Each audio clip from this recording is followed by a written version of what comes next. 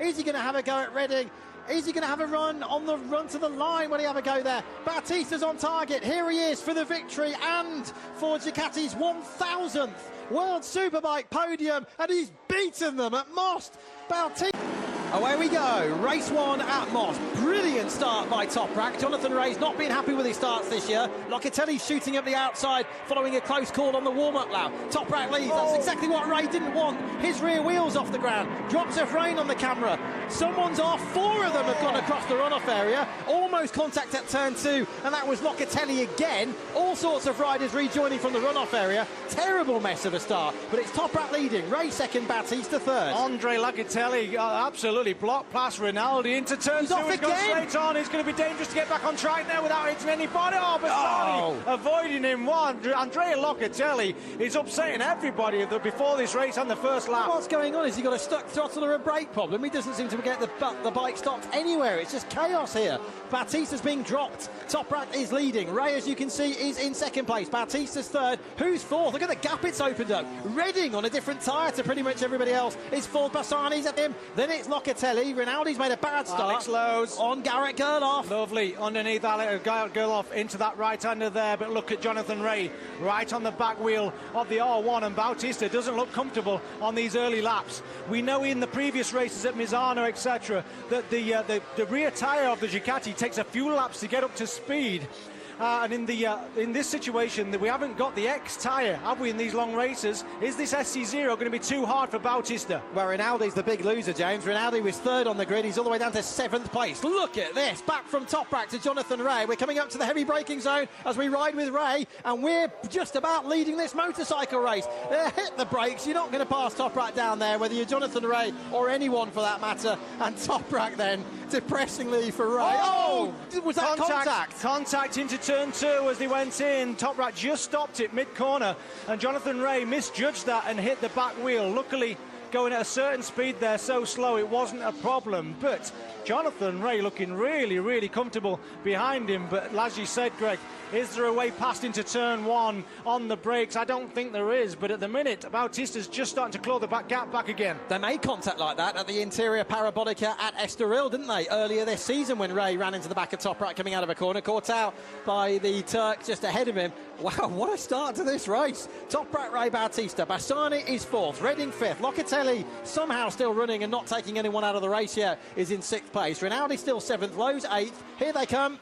One of the biggest challenges for all of these riders is to go from 181 miles an hour down that start and finish straight and hit the brakes in exactly the right place to stop for that first corner. We saw how many people were going straight on into that turn one. Are we going to see no mistakes in this? Look at this, Jonathan Ray, looking up the inside. But that Kawasaki is definitely hooking up. We remember at Donington Park, Jonathan changing the pivot on the grid and the wheelbase of that Kawasaki. Massive changes to try and get the acceleration off the corners, but whatever setting he's got, it's really working here to come across the start-finish again. Is he going to go underneath Toprak into turn one? He's looking, but no chance at all. Look at that. This is where they touched last time round. Jonathan will be wise to that. He carries more corner speed, and look, they're almost overlapping as they come out of the left-hander at turn two on this incredible layout here at Most. Look at Jonathan Ray. Corners like the Stoner corner at Phillip Island, and he's particularly good there. He's particularly good on this one as well. Look at him down through the snake. He's all over the back of the world champion. Yeah, the changing direction though. It looks like the R1 top right. This is a replay coming through the chicane. That's it, where the contact was. Turn one and two. The front wheel just hit the rear wheel of Toprak's R1. I think this is from on board with Jonathan here. Look, just tapped it just there. How close do you want it? Lucky that it didn't flick him over the other side. Reading has passed Bassani and he's up into fourth place. You can see him in the background there. They're still ahead of Locatelli and Rinaldi fighting a rearguard action from Alex Lowe's Kawasaki, but Alex is not fitting at all well this weekend. Wait, look how wide there from Jonathan. His Toprak just starting to settle down and get a pace that is now not as comfortable for Jonathan to stay with. And look at that, it's even pulling a gap on Bautista. What an opportunity it is for Toprak and the Yamaha team to pull even more points. I'm not sure if he'll pull 31 points back that he did at Donington, but on this pace it's going to be difficult for the Ducati to stay with them. If Ray's second and Bautista's third, it would be 13 points. If Ray goes through and wins with Bautista third, it would be 8 points, but we'll keep talking about that later on in the race, and that's a Pretty handy advantage for Toprak down the start, finish straight, but look at this, Bassani now. It was his birthday this week, he's just gone 23, takes Scott Redding, and he's back up into 4th position. Locatelli right behind them. Beautiful from the young Italian. He's riding really well, isn't he, on this satellite Ducati? It's not an easy bike to ride in the factory team, never mind a satellite team. You look at Rinaldi, he's actually a few places in front of him, isn't he? Big talk about whether he's going to get a contract for next year. And with Andrea Locatelli spoiling his race at turn 2, it's going to be a tough job to convince Ducati he deserves it. Okay, they come out of the right-hander at turn 10. This is a fantastic section here. It's plunging downhill through 11. This is 12, the left-hander. Scary part of the track as well. As Jonathan Ray said earlier on in the show, there's not much runoff. Had a big moment through here in Superpole earlier on today, but managed to regroup and set a blistering pace for the fastest ever qualifying lap of Most. And now we have, I believe, a new fastest race lap of Most as well from Toprak Razgatlıoğlu, 1:31.936. The previous best from the sprint race last year was a 31.996 from Jonathan Ray. So by 0.5 of a second, we have a new lap record. Yeah, and that's a really good going as well. Remember, they're not on the X. They're on the zero. Shows you how good the track is with this new surface. With a harder compound, they're already going faster than they did last year with a softer compound. But look at Scott Redding bringing that confidence from Park. That new Calex swinging arm, it seems to be really hooking up better off the corner. And is the power of the BMW going to be able to go side by side with the Ducati? No, Bassani's Ducati is pretty quick. And as Toprak does what he does best, goes into turn 1 on the front wheel, Jonathan Ray really catches up onto the back of him. Jonathan Ray was 0.2 of a second faster than Toprak on that lap. Bautista was faster than Toprak on that lap as well. That's what a gap of 2 seconds looks like back to Bassani. Now, Locatelli's already been through the gravel at this next corner in this race. He nearly wiped out a load of riders, including his teammate, on the warm-up lap as well, when he went from the inside across the runoff at turn 1. This is 4, 5 and 6.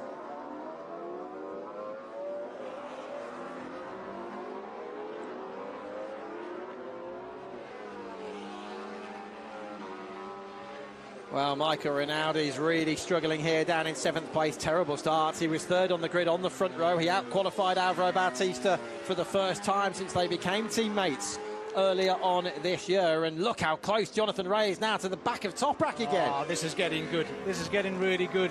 I thought Toprak was just starting to eke out a bit of a gap on the Kawasaki of the 6-time world champion. But it's all settling down as the fuel goes down on these bikes. The weight ballast and the weight transfer on them will be changing from every single lap. And with less grip with this new harder rear tyre, the riders are going to have to do everything they can with their body positioning to eke out every bit of traction off these corners. And look at this, Kawasaki now on the other side. I don't think he's going to go around the outside of Toprak into turn 1. Going around the inside is bad enough, but no, Jonathan, he thinks the best of that, and I think that was a good decision. Look at this though, Bautista right on the back of the 2 again. We know how fast this Ducati is when that fuel goes down on his Duke. Yeah, Jonathan Ray forcing Toprak to go defensive to compromise his exit speed, I guess, on the exit from that chicane to try and attack here down the hill. He was doing a similar thing into the Carl Fogarty S's, wasn't he, at Donington 2 weeks ago, forcing him to take a different line to compromise his exit and attack into the next corner. He's all over him, and like you say, Bautista, look, bottom of the screen, lapping quicker than the 2 ahead of him now, reeling them in. Yeah, I'm not sure how much Toprak's just keeping his powder dry and maybe just looking after things, because it looks like now Jonathan is right on the back and he's holding up mid-corner, which says to me Toprak's just holding a little bit back, trying to keep the temperature down in that rear tyre. But Jonathan Ray now makes the move. Beautiful. Jonathan Ray through as he made it stick on lap 6. He has. Toprak will try and come back at him. Bautista will be loving this as well. Jonathan Ray controlling the race as much as he can. He's back in front. He's never won here at Most. Toprak's never won 4 races in a row, and he'd love to do that. He's also chasing the 100th Yamaha win, and he's now going to do to Ray what he did to Redding at this corner last year. He goes back through. It's the end of the 6th lap. It's absolutely sensational. Ray back underneath him at 21. This is brilliant. Fantastic from Jonathan Ray.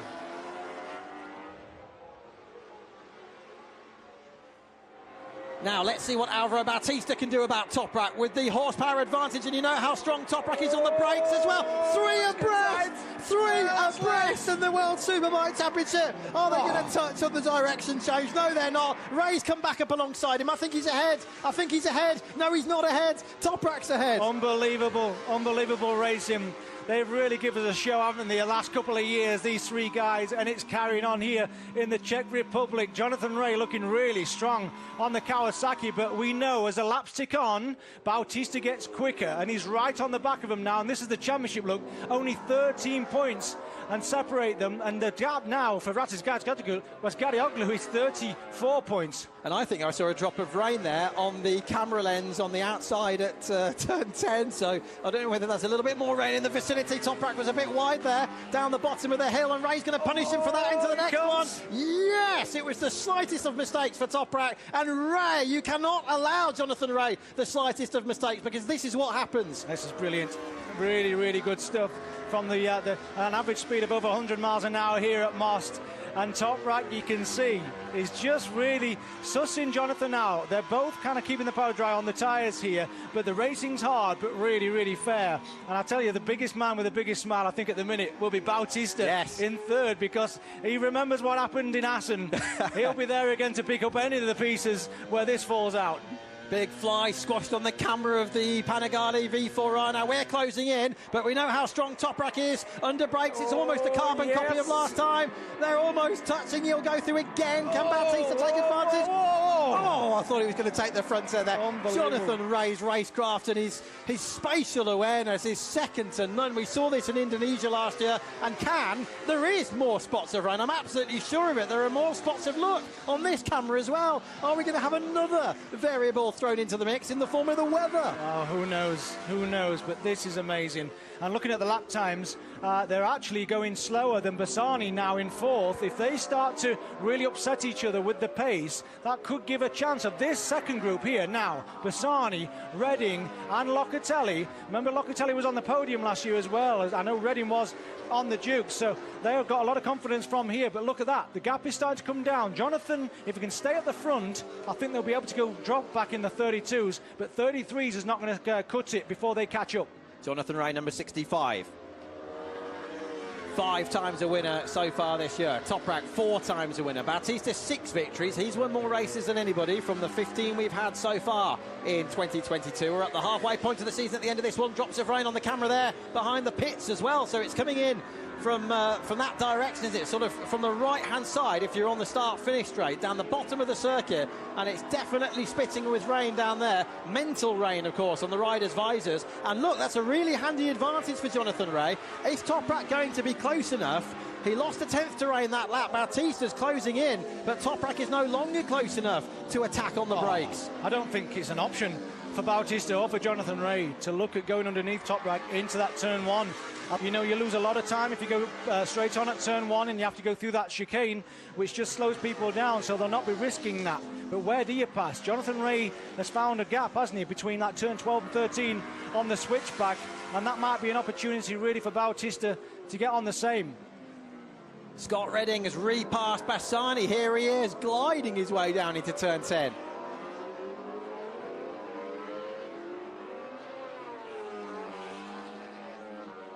So this is Redding 4th, Bassani 5th, Locatelli 6th, Rinaldi 7th, Lowe's 8th, and Lowe's has just gone quicker than he's gone in the race so far, but personal best lap of the race, interestingly, for Redding on the BMW in 4th place, who's lapping half a second quicker than these guys at the front. And I think that might be something to do with the raindrops. Look, each lap you can see the guys are just trying to figure this out. The top 3 cannot afford any mistakes. Bautista's got a bit of a cushion here in this championship, but Jonathan Rea and Toprak cannot afford to go down. If they go down at this point in the season and lose another 20 points on Bautista, the pressure's going to be massively increased. So you can see how cautious they're being, which might just play into the hands of the people that've got nothing to lose in that second group. And he's going to be close enough to pass this time, but there goes the Ducati. Look at him on the right-hand side. He's in there somewhere. Toprak goes through on Rea. Bautista thinks better of it. Toprak retakes the lead on the 10th of the 22 laps. And now, are we going to see number 19 attacking for the first time this afternoon? Beautiful. Beautiful. Bautista's watching on. He's getting a good bird's eye view of these two, where they are strong and where they are not.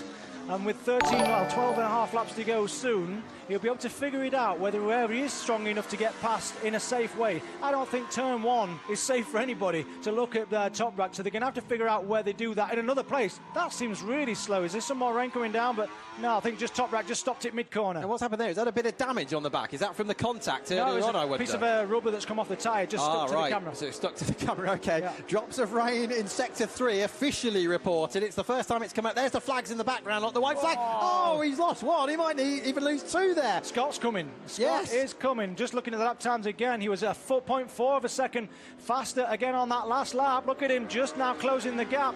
If these guys ruffle each other's feathers even more on this one, he won't be far off. Lowe's has just taken Rinaldi as well. Lowe's is up into 7th position on the second green. Bautista on Toprak. Oh, wow. Oh, no, there it is. There's the rain flag. And with the white, with the red cross, that means there's rain at that particular point. Yeah, well, which happens to be Sector 3 at the moment. But I'm sure it'll be probably Sector 4 as well, because this is Sector 4 and there's drops of the rain on this camera as well. I can't imagine how difficult this must be for the riders. Now, how's this going to work? Because you know Bautista will blast ahead, but Toprak stronger on the brakes. Is Jonathan Reagan will end up being in 3rd position. Bautista leads the motorcycle race on the 11th of the 22 laps. We're only halfway through at the end of this lap. Bautista's in the lead at Most. We didn't expect this. The speed of the Ducati when that fuel goes down and the feeling that Bautista gets from it, he just increases his performance massively halfway. That's where the rain is. This you can see, with the white and red cross, this is where the rain is on the track. You might see just a plain white flag, which means there is rain on some of the track, but where the red cross is that's where the rain is. And you can see on that hairpin, I thought Toprak was a bit slow on the onboard the other time round, and that is really letting the guys, Scott Redding and Bassani, start to catch them. 33.2 for Redding last time round. 8/10 quicker, nearly a full second quicker than Bautista. Of course, they're fighting at the front, but Bassani's going with him. Locatelli's not too far behind either. Rinaldi has repassed Alex Lowe's for 7th. Now look at this. This is Bautista on the left, taking Toprak into Toprak's favourite corner. Yeah, and that's what the Yamaha did to the Ducati last year with Scott Redding. Yeah, true. And the Ducati's just done it to the Yamaha this year with the Ducati horsepower. Look at that. He didn't even need a slipstream. Tom Jonathan Ray round the outside into the lead into turn one. And Redding is now just 8/10 of a second behind Toprak Razgatlioglu. Ducati, Kawasaki, Yamaha, BMW. Do you know those balancing rules are working? I know it's not an ideal weekend for Honda, but 4 different manufacturers in the top 4. Bassani's going with them on the independent Ducati, and we're now, only just now, starting the second half of this race. And Toprak, no, he's too far behind. Of course, it's going to get even riskier now with drops of rain, and look how Redding and Bassani just reeling them in under brakes. Yeah, one thing that Jonathan's going to have to be careful of, with the horsepower of the Ducati down the start and finish straight, and the gap that he pulls down that straight, Jonathan is going to have to be careful to make sure he hits his own braking marker and not try and catch too much up on Toprak, on Bautista into that. But look at this, Scott Redding, the podium that he had at Donington Park, a wonderful performance, but we know the BMW and Scott is so good there. But the Kalex swinging arm has come here to Most, and the BMW team, Shomio, is so relieved that the performance is carrying on. Remember, Redding's on a different tyre as well. Redding's on the standard SC0. The other guys around him on the development SC0 as these flags continue to fly. Quite a variation of front tyres as well.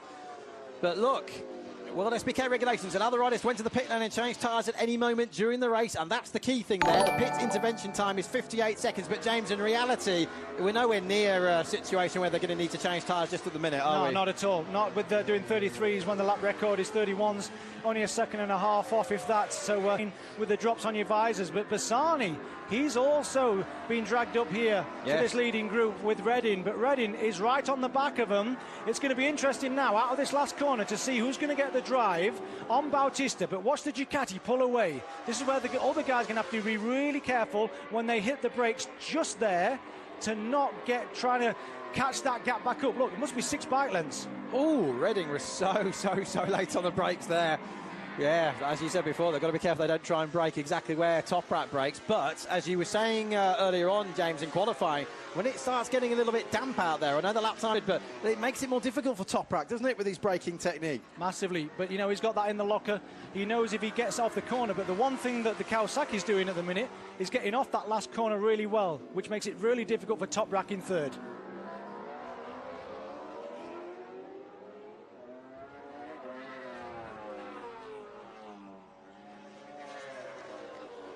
For the first time this afternoon, drops of rain in all sectors, officially reported on the timing screen in our commentary box, and that's also fed to all of the teams in the garages and on the pit wall here at Most in the Czech Republic. What a race we are watching. 4 different manufacturers as close as this at the front in the second half of the race. Axel Bassani on the customer Ducati behind them. Best of the rest is Locatelli. Lowe's has repassed Rinaldi. Lecuona is 9th. Garrett Gerloff is 10th.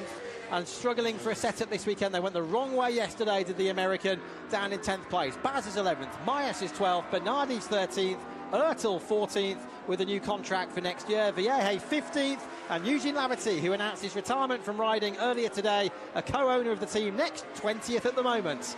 I was worried that Scott Redding going to the BMW, we might not see him at the front as Toprak goes underneath Jonathan Rea into turn 1. Yeah, lovely. The Yamaha just getting off the last corner well enough to get the slipstream down. But look, how good is it to see Scott Redding at the front group in Donington and now consistently here. Look at this. Oh, Jonathan Rea trying to look underneath Toprak in the fast turn 4. That would have been brave.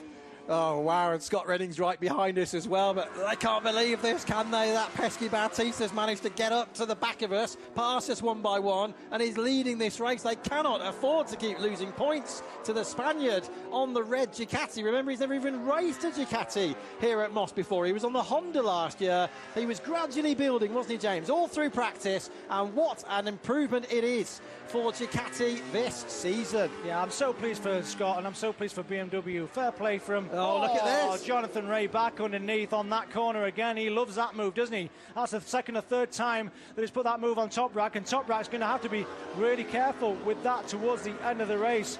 But yeah, also Calix as well. Congratulations to Calix on building that rear end of the bike in such short time.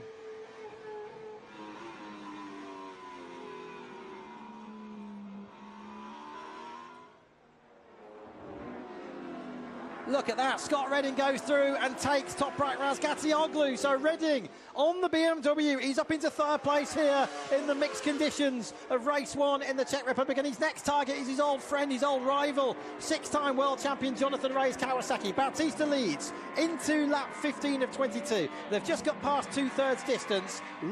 Redding now then, with Toprak, the long-time leader of this race, down into 4th place. Yeah, Redding up into 3rd. Great move there, coming out the last corner with the horsepower of the BMW. Really, really good. Oh, slightly wide there, just in turn 5, which is just regrouped again, and he's looking strong, isn't he? Just looking at the, we know he's got a long bike, Redding, so a little bit difficult to get on the traction out of these corners, and a lot of wheel spin. That can sometimes just overcook and overheat the tyre, especially on these long, fast corners where you're flat out. But he looks like pretty stable this morning. OK, what's going to happen then in the closing stages? I wonder how much of a difference that different rear tyres making, James, for Scott Redding. As we said earlier on, as they come past us, Redding's on the standard SC0. The other guys around him on that new development SC0. The X, of course, not allowed this weekend. Yeah, I believe the old one's got a little bit more edge grip because the construction's a bit softer, so it'll flatten out more on the track. You get a bit more contact patch with the tyre to the tarmac. But they said there's a bit more durability on the new one because of the construction. So with 7 laps to go, as they come out of this last corner, is that going to come into play with the last 5 laps? And is Scott Redding's one just going to start to just struggle? We'll see.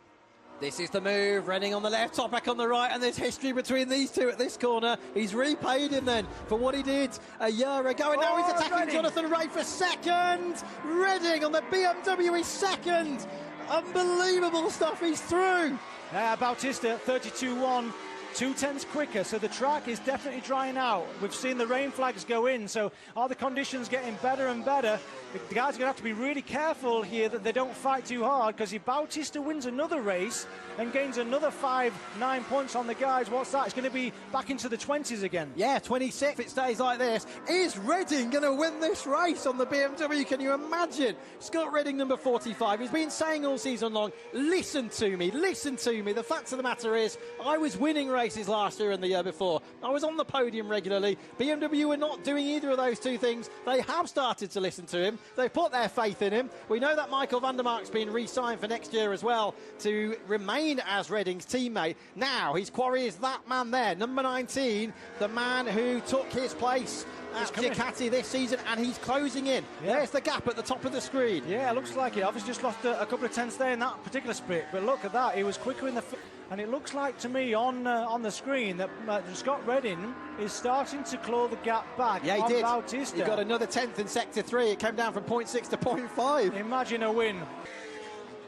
Uh-oh, and they're coming up to turn 20. Redding passed Toprak here early in the race. Toprak infamously passed Redding for the win here in this race last year. Jonathan Rea dropped there now and again stuck in 4th place as he was at Misano earlier this year. This is the start of the 22nd and final lap of this race. I don't think Toprak, no, of course, he's nowhere near close enough to take Scott Redding. Now the BMW really strong down the start and finish there straight. Oh, to tell you what, Scott Redding was deep into that corner. He had to square it off a little bit, but that's not really compromised his drive out of there. Toprak slowly creased back in, but Jonathan Rea has got nothing on this last couple of laps. The Kawasaki again just losing that rear traction to stay with them on the latter part of the race. Oh, Redding's gone wide as well there. Sorry, James. Redding was wide down through the end of the snake section, and his Toprak close enough. It's really narrow though, isn't it, down here at 10?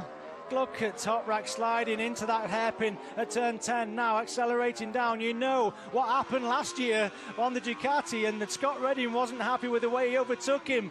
And could this be a mirror image? Here he goes, Toprak. This is critical, and he's forced him off the track, and Jonathan Rea might try and take advantage of this. Of course he'll try and take advantage of this, and Scott Redding for the second year in a row is going to be... I thought he was going to clip back of him there, and Jonathan Rea might have been out of the race. Back again. Oh, this is so close. They're going to have to be very careful. Oh, Scott Redding throws it over the nose of Jonathan. This is 16 points versus 13 points, and Jonathan Rea cannot afford to lose them. Is he going to have a go at Redding? Is he going to have a run on the run to the line? Will he have a go there? Bautista's on target. Here he is for the victory and for Ducati's 1,000th World Superbike podium, and he's beaten them at Most. Bautista wins. Toprak second. Who will be third? Is it Redding? Yes. He's beaten Jonathan Rea by a 10th of a second, but as they made their lives difficult, and Redding gesticulates after race 1 at Toprak for the second year in a row, Ducati are laughing all the way to the checkered flag.